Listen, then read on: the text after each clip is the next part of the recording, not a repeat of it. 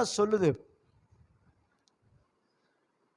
அவர் கரை விட்டு இறங்குறதுனால இந்த அலை வந்தோடனே ஆண்டுக்கு தெரிஞ்சிருச்சு. காட்டுங்களை படி எறியாது அமதிலாரு அப்படின்னாரு. லேகின பச்சு அமதிலாரா நான் வரேன்னு. அவனை ஒருவனால கண்ட்ரோல் பண்ண முடியாது. சங்கிலியை கட்டினாலும் விலங்குறத பிச்சை எடுத்துருவான். வாழ்க்கையில் பலமான வல்லமையான பிசாசின் காரியங்களா இருக்கலாம் உன் ஆசீர்வாதத்தை தட. ஒருவேளை உன் பலவீனப்படுத்துற வல்லமைகள் உனக்கு பலமா இருக்கலாம். ஆவியானவர் பேசுறாரு, உணர்ந்து கொள்ளுங்க, கவனமா கேளுங்க. கர்த்தருடைய காரியம் உங்களுக்கு நேரம் வந்திருக்கு. ஏன் வாழ்க்கையில் சமாதானம் இல்லை, சந்தோஷம் இல்லை, நிம்மதி இல்லை? ஒரு நேரம் அந்த பிசாசுடைய கிரிய உனக்கு வந்திருக்கலாம். இத்தனை நாள் வந்தது போல தொடர்ந்து பிரச்சனை, தொடர்ந்து போராட்டம், தொடர்ந்து வேதனை, தொடர்ந்து கவலை நெருக்கிட்டே இருக்கா? ஆண்டவர் வந்தாரு, அவனை பார்த்து கேட்டார். 9ஆம் வசனம் சொல்லுது, அவர் அவனை நோக்கி உன் பேர் என்னவென்று கேட்டார். அதற்கு அவன் நாங்கள். அவர் என்ன கேட்டார்? உன் பேர் என்ன தானே கேட்டார். அவன் பேரை சொல்ல சொன்ன, நாங்கள் அநேகராக இருக்கிறபடினாலே என் பெயர் லேகியோன் என்று சொன்னான். லேகியோனா 16,000 பேர் அப்படின்னு கணக்கு சொல்கிறாங்க. ஒரு மனுஷனுக்குள்ள எத்தனை பிசாசு இருக்குது? இப்போ நமக்குள்ள எத்தனை பிசாசு இருக்குன்னு தெரியுமா? என்ன பாஸ்டர் இப்படி கேட்டீங்க? குறைஞ்சபட்சம் எண்ணி வச்சிருப்பார் போல தெரியுது. 10 செஞ்ச சீசன் மாதிரி 12 சேர்த்து வைங்க, ஒரு 12 சீசன் மாதிரி. 18 விதமான மாம்ச கிரிகை இருக்கிறது. அப்போ எத்தனை விதமான ஆவிக? 18 ஆவி இருக்கு. அது 18 விதமான டைப் ஆஃப் இதுக்கு 36 விதமான ஆவிகள் இருக்குது. ஒவ்வொரு விதமான ஆவிகளுக்கும் ஒவ்வொரு விதமானது. இந்த 18 மாம்சன் கிரியை 18. அந்த 18 அதில் 17 வரும், ஒன்று பொய் விட்டுருப்பாங்க, அது சேர்த்துக்கணும். 18 வரும். ஆவியின் கனிகளோ மாம்சன் கனிகள் 18. ஆவியின் கனிகள் எப்படிங்க ஜெயிக்க முடியும்? அதுக்கு தான் 9 வரங்கள். இப்போ எவ்வளோ ஆச்சு? 9 கனிகள் 9 வரம் தான் அந்த மாம்சக்கிரியை அழிக்க முடியும், ஜெயிக்க முடியும். அப்போ உனக்குள்ள வரங்களும் வேணும், கனிகளும் வேணும். வரங்கள் எப்படி உற்பத்தி ஆகும் என்றால் கனிகள் இருந்தால் தான் வரங்கள் வரும். வரங்கள் தானா வராது. வரங்கள் வரங்கள் தானா கிரியை செய்யாது. கனிகள் வந்தால் தான் வரும். சரி, ஒன்னு சொல்ல அந்த லேகின் சொல்றான். 14-20 வாசத்தில் நேரம் இல்லை, போயிடலாம், ஏன்னா சீக்கிரம் முடிச்சிடலாம். பிசாசு சொல்லுது, நாங்களாம் எங்க போறோம்? பன்னிக்குள்ள போய்க்கிறோம். ஆண்டவர் பிசாசு ஜபத்தை கேட்டாரா? போனவர் என்ன ஜபம் கேட்டார்? ஆண்டவர் ஜெபமே கேட்கப்படலை. ஆனால் ஆண்டவர் பிசாசு ஜபத்தை கேட்கிறாரு. பன்னிக்குள்ள போய்க்கிற ஆண்டவரை போன்றாரு. ஆனால் நம்ம என்ன சொல்றோம்? ஆண்டவர் ஜபத்தை கேட்கவே மாட்டாங்கிறாரு. ஏடா பிசாசின் ஜபத்தை கேட்கிற, உன் ஜபத்தை கேட்க மாட்டாரா? என்ன ஆயிற்று உங்கள் விசுவாசம்? பிசாசு நம்புது, நான் ஜெபித்தா ஆண்டவர் கேட்பாரு. பிசாசுக்கு விசுவாசம் இருக்கு. உன் விசுவாசம் என்ன ஆயிற்று? சிந்திச்சு பாருங்க. நம்முடைய விசுவாச நேரத்தில் இழந்து போய் விடுகிறோம். நம்முடைய விசுவாசத்தை செஞ்சிடும், இழந்து போய் விடுகிறோம். பிசாசு நம்பிக்கை வைக்குது ஆண்டவர் மேல. என் ஜபத்தை கேட்பார் ஆண்டவரே, நாங்கள் பன்னிக்குள்ள போய்க்கிறோம். நம்ம என்னைக்கு ஆண்டவரே, நாங்கள் ஐஸ்வரனாக்கிறோம், நாங்கள் பரிசுத்தவனாகிறோம், நாங்கள் ஊழியக்காராயிரோம், தேசத்தை அசைக்கிறவங்கள மாட்டிடுறோம் அப்படி சொல்கிறோம். கேட்குறோமா? எதுக்கு? இல்லை எதுக்குன்னு கேட்குறேன். நான் கேட்கணும், கேட்டால் ஒளிஞ்சிரு கஷ்டம் இல்லை அப்படிங்கிற மாதிரி இருக்கிறோம். அப்போ இங்கே வேதம் சொல்லுது, பிசாசுன்னு இருந்தாலும் பன்னிக்குள்ள அனுப்பிவிடுறாரு. இந்த சம்பவம் முடிச்சோன்னு 16 வசனம் வாசிங்களே, நல்லா கவனிங்க. பிசாசுகள் பிடித்திருந்தவனுக்கு பன்றிகளுக்கு சம்பவித்ததை கண்டவர்களும் அவர்கள் விவரமாய் சொன்னார்கள். தங்கள் எல்லைகளை விட்டு போகும்படி அவரை போது. இயேசு எங்க வந்து இறங்கினாரு? எந்த கரை இறங்குறாரா? இறங்கினாரு. இப்போ அந்த பட்டணத்தோடு என்ன செய்றாங்க? அவரை என்ன செஞ்சார்? அவரு ஏதோ தீமை செஞ்சாரா? இன்னைக்கு மனுஷனுங்க நன்மை செய்றவனை துரத்திட்டுருவானுங்க. உள்ள வராத, ஏன் வந்த? அதை விட 10 நிமிஷத்துக்குள்ள நீ வரலாம், உன்னால் வர முடியுமா? இன்னைக்கு பேப்பர் நியூஸில் கேட்குறோமா இல்லையா? கலவரம் ஆயிடுச்சு, எப்படி 10 நிமிஷத்துல வர முடியும்? எப்படி அரை மணி நேரத்தில் வர முடியும்? சரி இருந்த வேங்கடா, ஓடி போயிட்டான். அது போல இது பண்ணிக்குள்ள பிசாசு பூந்த மாதிரி நம்முடைய எண்ணங்கள் சினத்தை தவறான காரியத்துக்குள்ள பூந்துருது. அசிங்கமான சிந்தனை, அசிங்கமான எண்ணங்கிற மாதிரி பண்ணிக்குள்ள பூந்துச்சு பிசாசுலாம். இப்போ கடலில் விழுந்துருச்சு. இப்போ கேட்குறாங்க, அத்தனை பண்ணி செத்து போச்சு, மலையிலேருந்து விழுந்துருச்சு கடலுக்குள்ள. இவன் நல்லா தெளிந்த புத்தியாக இருக்கிறான். நல்லா கவனிங்க. இப்போ அந்த ஜனங்க என்ன செய்கிறாங்க? இயேசு கிறிஸ்துவே ரொம்ப நன்றிங்க, இவன் பிசாசு கொடுத்து சங்கிலினால் கட்டி இருந்துச்சு, அவுக்க முடியாதவருக்கு ரொம்ப பிரச்சனை இருந்தான், அவனை விடுதலாயிட்டீங்க, ரொம்ப தேங்க்ஸ். 2 நாள் தங்கி எங்களுக்கு இருக்கிற பிசாசெல்லாம் துரத்தி நன்மை செய்ய கேட்டாங்க. என்ன பண்ணிட்டாங்க? யாருக்கு நன்மை செய்யோ அவனை துரத்திட்டுருவான். யாரை நீ காப்பாத்துறியோ அவனை துரத்திட்டுருவான். யாருக்கு நீ உறுதுணையாக நிற்கிறியோ அவங்க தான் உங்களை ஏமாற்றி வச்சு துரத்திட்டுருவாங்க. இப்போ இயேசுக்குள்ள என்ன ஒரு வேதனையாக இருக்கு, சிந்திச்சு பாருங்க.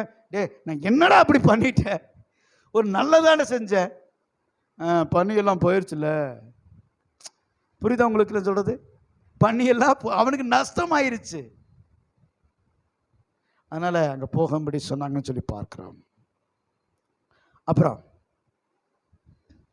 வேண்டிக்குள்ள தொடங்கினாங்க. 18ஆம் வசனம், அப்படியே அவர்கள் படவில் ஏறுகிற போது பிசாசு பிடித்திருந்தவன் அவள கூட இருக்கும்படி தனக்கு உத்தரவு கொடுக்கும்படி வேண்டிக் கொண்டான். இப்ப பிசாசு பிடிச்சு சொல்றான், நானும் மோட வந்துடுறேன், மோடு இருக்கு, எனக்கு உதவி செய்யுங்கன்னாரு. அவர் என்ன சொன்னாரு? இயேசு அவனுக்கு உத்தரவு கொடாமல் 5ஆம் அதிகாரம் 19ஆம் வசனம், நீ உன் இனத்தாடத்துக்கும் வீட்டாடத்துக்கும் போய் கர்த்தர் உனக்கு இறங்கி உனக்கு செய்தவைகள் எல்லாம் அவருக்கு அறிவி என்று சொன்னார். அப்புறம் அந்தபடியே அவன் போய், நல்லா கவனிங்க, இயேசு தனக்கு செய்தவை எல்லாம் பாருங்க, அந்தபடி அவன் போய் இயேசு தனக்கு செய்தவை எல்லாம் தக்கபடியா என்னும் நாட்டில் பிரசுத்தம் பண்ண தொடங்கினான். எல்லோரும் நீயா? அவனை விட்டு பேய் போயிருச்சு. ஆண்டவர் சொன்னாரு, எப்பா உனக்கு நான் என்ன செஞ்சேன்னு அதை போய் சொல்லு. இன்னைக்கு ஆண்டவர் செஞ்சதை நம்ம யாருக்கா சொல்கிறோமா? உங்களுக்கு தெரியாது பிரதர், கர்த்தர் வந்து எனக்கு 2 லட்ச ரூபா கொடுத்தாரு. உங்களுக்கு தெரியுமா? நான் கஷ்டமாக எனக்கு இருந்துச்சு, 2 லட்ச ரூபா கொடுத்தாரு அப்படின்னு. பாஸ்டர் உங்களுக்கு சொல்லன்ட்டே இருந்தேன், போன வாரத்தில் எனக்கு கொஞ்சம் பிரச்சனை, ஒரே பிரச்சனை ஆயிடுச்சு, ஒரு 50,000 கொடுத்தீங்கன்னா அந்த பிரச்சனையை நான் முடிச்சுட்டு உங்களுக்கு திருப்பி கொடுத்துருவேன் அப்படின்னால பாஸ் சொல்ல மாட்டாங்கிறாரு, தனக்குள்ளே வச்சுக்கிறார். அந்த 50,000 அந்த 2 லட்சத்தை சார்ஜ் சொல்ல மாட்டாங்கிறார். சொன்னால் ஆனால் நம்ம பிரசங்க வேலையில் கர்த்தர் நீ ஆசீர்வதிக்கிறார், நான் இப்படி ஆகியிருக்கேன் நல்லா இருக்குன்னு சொன்னால் அடுத்த நாள் இந்த பிரசங்கத்துக்கிட்ட ஃபோன் பண்ணி என்ன சொல்கிறான், ஏதாவது பார்த்து செய்யுங்க, எனக்கு நீங்கள் நல்லா இருக்கிறீங்க வேறு சொல்கிறீங்க அப்படிங்கிறானா? புரியுதா உங்களுக்கு? நான் ஒன்று சரி, எனக்கு நன்மை செய்தார் உனக்கு செய்வார், அப்படி விசுவாசி. ஆமென். ஒன்று செய்யுங்க, நீங்கள் கடன் வாங்கக்கூடாதுன்னு முயற்சி எடுத்து ஆண்டவர் உடன்படிக்கை பண்ணி நீங்கள் பொறுமையாக இருந்தீங்கன்னா ஆண்டவர் உங்களுக்கு பணத்தை தருவார். எனக்கு ஆவியில் உணர்ந்து சொல்கிறேன். ஆனால் மாம்சத்தில் செயல்பட்டு வாங்கிட்டீங்கன்னா நீங்கள் படாதபாடு பட வேண்டியது இருக்கும். சமாத்திலேருந்து சந்தோஷத்துலேருந்து நிம்மதியிலேருந்து அதுக்காக எஃபெக்ட் அதிகமாக போட்டு நீங்கள் ரொம்ப பிரயாசப்பட்டு கிரயத்தை பயங்கரமாக செலுத்தணும். அப்போ இங்கே வேதம் சொல்லுது, அவன் எல்லாத்துக்குமே இயேசுவை சுகமாக்கினாரு, என்னை விடுதலை ஆக்கினாரு அப்படின்னு சொல்லி அவர் சாட்சி சொன்னான். இப்போ ஆண்டவர் அந்த லேகியோன்ட்ட எதிர்பார்த்தாரா? நல்லா கவனிங்க, அவர் யார்கிட்ட எதிர்பார்த்தாரு? தன்னுடைய சீசர்கிட்ட எதிர்பார்த்தாரு. நீங்க துரத்து இருந்துக்கணும் எதிர்பார்த்தாரு. ஆனா அவனுக்கு துரத்துல இயேசு துரத்தினாரு. ரைட்டா? இப்போ எதிர்பார்க்காத ஒரு மனுஷன் இயேசுவை அறிவிக்கிறான். இன்னைக்கு அநேக வேலையில ரட்சிக்கப்பட்டு சபைக்கு வரோம், ஆண்டவர் செய்த நன்மை சபையில சாட்சி சொல்றதுக்கு வெக்கப்படுறோம்.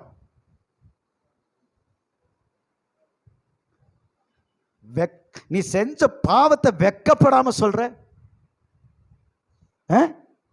உன்னுடைய பழைய வாழ்க்கை கம்பீரமான வாழ்க்கை பத்தி பேசுற, பெருமையா சொல்ற மத்தவங்க கிட்ட. நாங்க அப்படி இருந்தோம் இப்படி இருந்தோம் சொல்லுவோம். ஆனால் இயேசு உனக்கு செய்த நன்மையை மற்ற மனிதனிடத்தில் சொல்வதற்கு நீ ஆயத்தமா இல்லையே.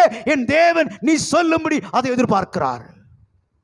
வாழ்க்கை எப்படி இருந்துச்சு, நீ எப்படி இருந்த, நீ எப்படி இருக்கிற, எப்படி அப்படி நிலைமைக்கு போயிட்டு இருக்கிற, கர்த்தர் உயர்த்தினாரா, ஆசீர்வதித்தாரா, உன்னை மேன்மைப்படுத்தினாரா, விடுதலையாக்கினாரா? எப்படி பாஸ்டர் சொல்றது? எனக்குள்ள பேய் இருந்துச்சு, செய்வன இருந்துச்சு, எனக்குள்ள கெட்ட பழக்கம் இருந்துச்சு, எனக்குள்ள தீய பழக்கம் இருந்துச்சு, அதை போய் எப்படி சொல்ல முடியும்? என்னை தப்பா நினைச்சுக்க மாட்டாங்களா?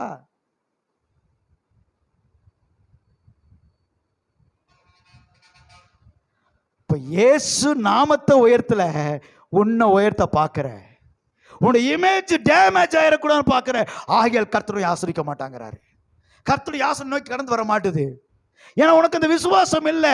நான் ஆண்டவரை மேன்மைப்படுத்தும் போது வேதம் சொல்லு, என்னை கனப்படுத்துறேன், நான் கனப்படுத்துறேன்னு சொன்னேன். அப்படி விசுவாசம் என்ன ஆயிற்று உங்களுக்குள்? அந்த நம்பிக்கையில் சாட்சி சொல்ல மாட்டாங்கிறோம். என் வாழ்க்கையில் இப்படி, என் குடும்பத்தில் இப்படி, என்னுடைய சாட்சி நேரம் சொன்னோம்னா, நான் பஸ்ஸில் போயிட்டு கொண்டிருந்தேன், கர்த்தருக்கு மகிமை உண்டாகட்டும். கண்டக்டர் வந்து பக்கத்தில் நின்னார். டிக்கெட் வாங்கி காசு எடுக்கலாம் என்று நினைத்த போது, இது பெண்கள் பஸ், டிக்கெட் வாங்க வேண்டாம் கர்த்தர் சொன்னார். அல்லேலூயா. இதுதான் எல்லாத்துக்கும் தெரியுமே, ஃப்ரீ பஸ்ஸுன்னு. இதுக்கு எதுக்கு சாட்சி? வாழ்க்கை துருவி போட்ட காரியங்கள் அநேகம் உண்டு, வாழ்க்கை ஆசிரியத்த காரியங்கள் அநேகம் உண்டு. உன்னை மேன்மைப்படுத்தின காரியம், உன்னை விடுதலையாக்கின காரியம், உனக்கு நன்மை செய்த காரியம் ஏற்கனவே சொல்லியிருக்கியா? வெக்கம் உண்மைதானே? வெக்கப்படுறான். நான் பாவத்தில் ஜீவித்து, பாவத்தில் என்னை கர்த்தர் விடுதலாக்கிட்டார், என்னை பரிசுத்தமாக்க சொல்றமா? அவன் என்னை தப்பா நினைச்சுக்குவா, அவன் என்னை தப்பா நினைச்சு. எவன் தப்பா நினைச்சன, ஆண்டவன் நல்லவன் என்பதை சொல்ல நீ ஏன் வெக்கப்படுகிறாய்?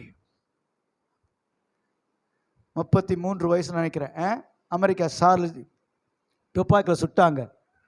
எதுக்காக சுட்டாங்க? அவர் என்ன தப்பு பண்ணினாரு? பாவத்தை கண்டித்து உணர்த்தினார். இந்த பாவத்தை செய்யாத வாலிபா, இந்த பாவத்துக்கு இணைப்படாத சகோதரா சகோதரியான்னு சொன்னார்.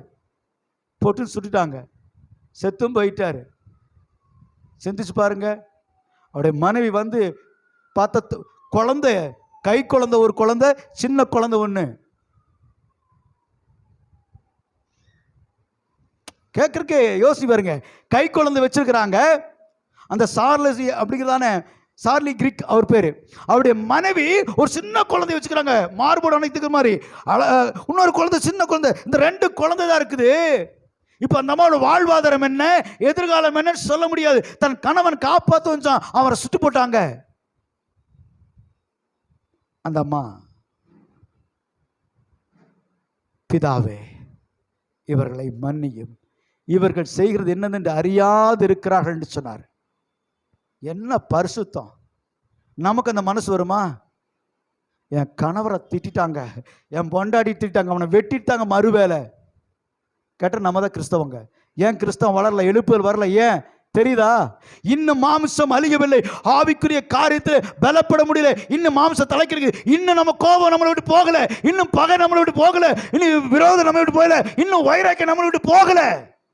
கேட்ட ஆவிக்குரியவங்க யோசனை பாருங்க. இன்னும் நமக்குள்ள பகை இருக்குல்ல, இன்னும் கோபம் இருக்குல்ல, இன்னும் விரோதம் இருக்குல்ல, இன்னும் நமக்குள்ள மாம்சத்தின் இச்சைகள், மாம்சத்தின் கிரியைகள் நம்மை அழகழித்து உன் மேன்மை என சொல்லி நம்மளை சிறைப்படுத்திக் கொண்டிருக்கு அல்லவா? அதை எப்படி ஒழிக்க போறோம்? அது மட்டுமா? ஒரிசால ஒரு மிஷினரி குடும்பத்தை 2 குழந்தைங்க கார்ல வச்சு அப்படியே அப்பாவும் சேர்த்து எரிச்சு போட்டாங்க, எரிச்சிட்டாங்க. நினச்சா ரொம்ப மனசுக்கு வேதனையாக்குது. அந்த பிரங்காம, அந்த இவருடைய மனைவி, அந்த அம்மாவும் சொல்லுது, மன்னியும் சொல்லுது. பாருங்க, இவங்கெல்லாம் ஊழியம் செய்கிறவங்க மிஸ்தனிக்கு சொன்னாங்க. உங்களுக்கு ஒரு தகவல் சொல்ல விரும்புகிறேன். தமிழ்நாட்டை ஆண்டு கொடுக்கிற முதலமைச்சர்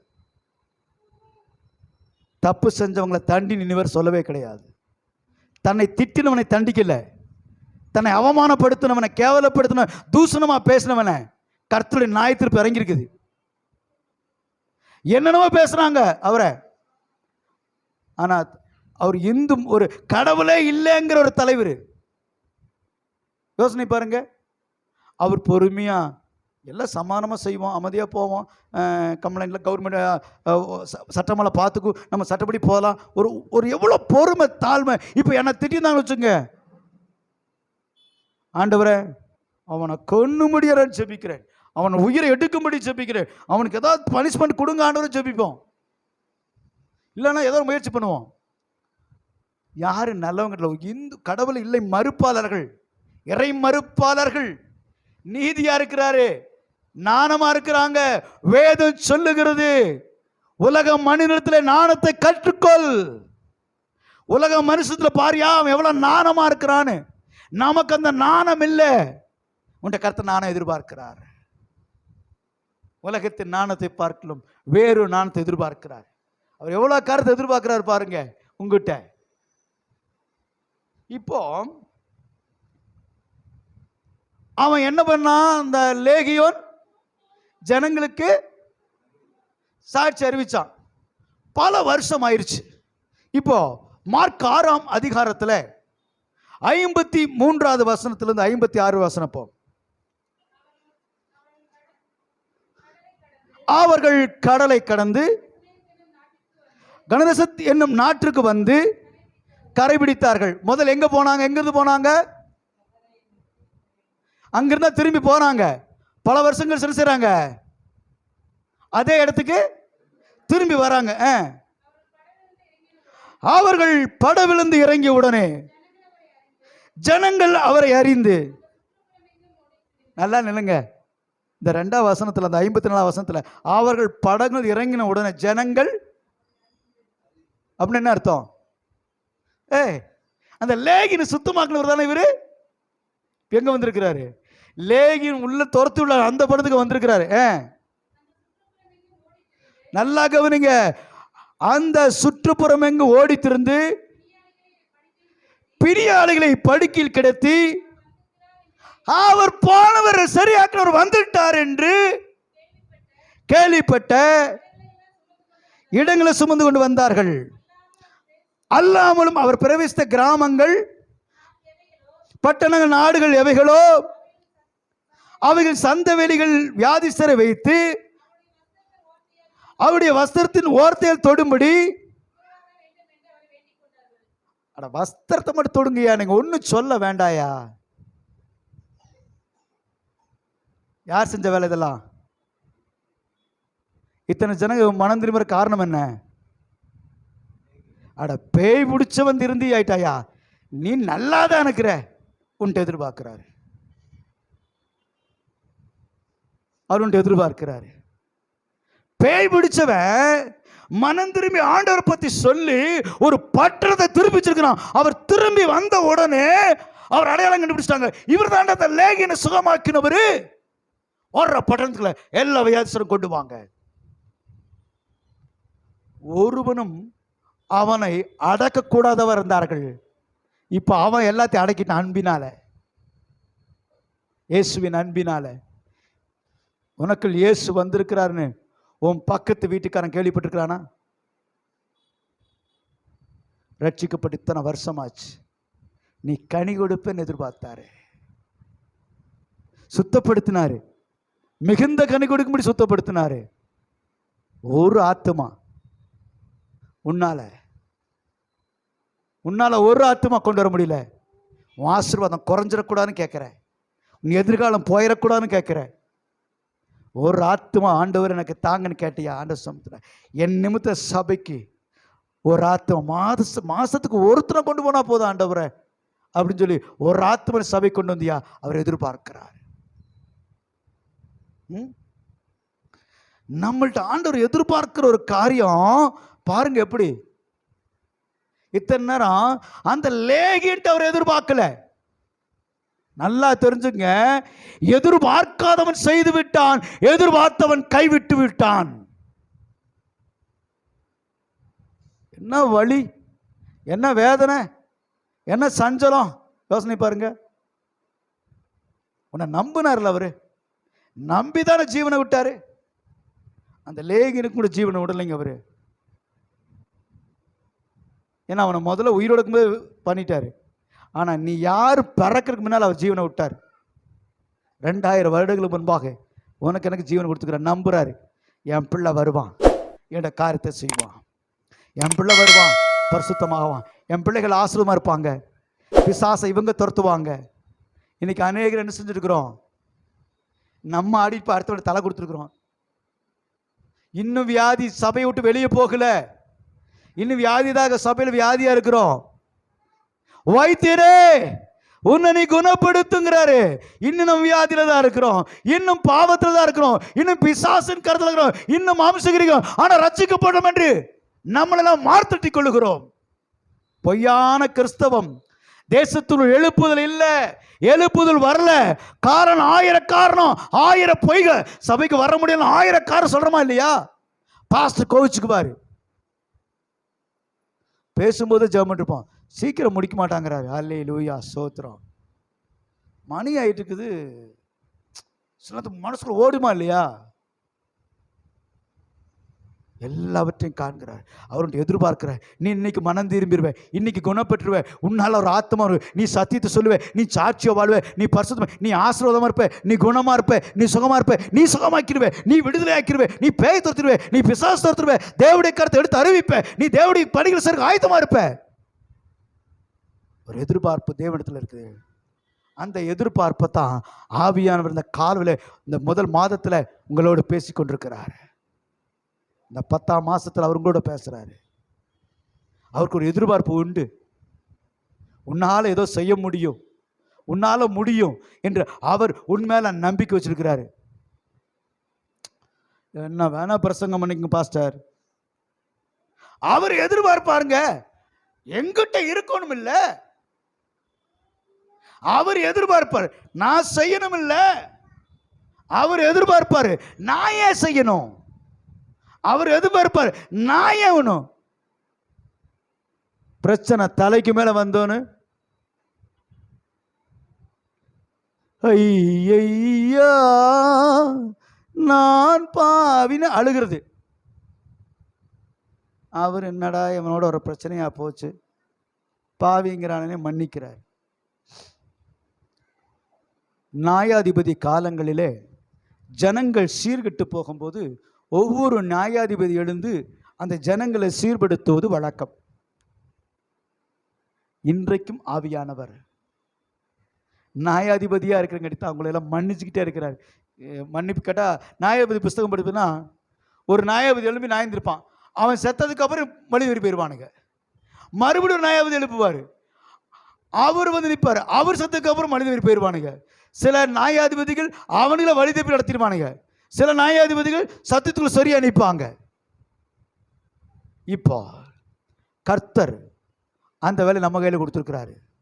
ஒன்றும் வேண்டாவே, அவர் எது இப்போ நான் பாஸ்ட் நான் என்னென்ன எதிர்பார்க்குறேன், இந்த சபையில் எல்லாரும் பிரசங்கம் பண்ணணும், எல்லாரும் தேவனுடைய காரியத்தை நடப்பிக்கணும், எல்லாரும் ஊழியணும்.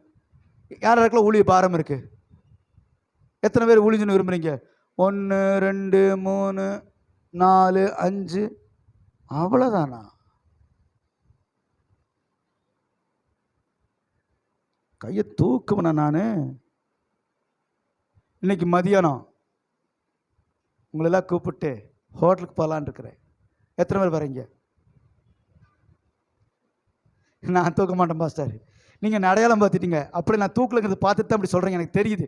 அதுக்கும் தூக்க மாட்டேன், இதுக்கும் தூக்க மாட்டேன், என்னை கண்டுபிடிச்சிருவீங்க அப்படிங்கிற மாதிரியே பார்க்குறீங்க.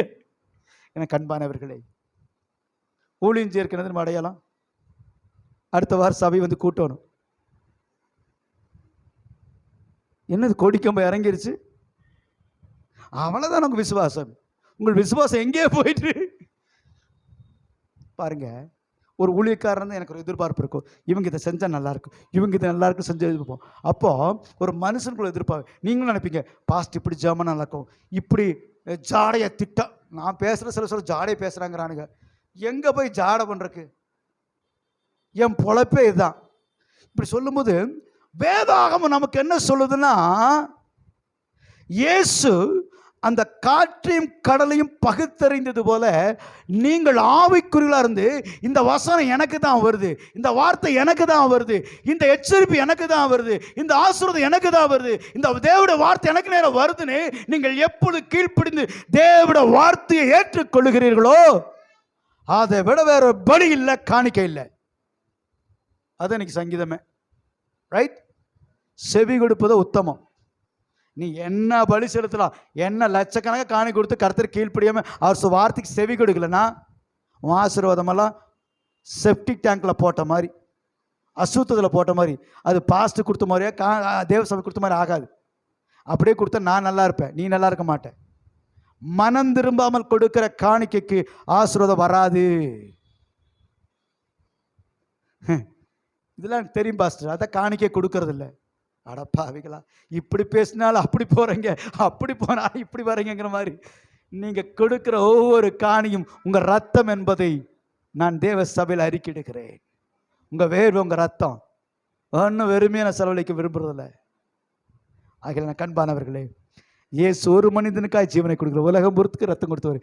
இப்போ இயேசு கடந்து வராரு. இப்போ அவருக்கு எவ்வளோ பெருமையாக இருந்திருக்கும்.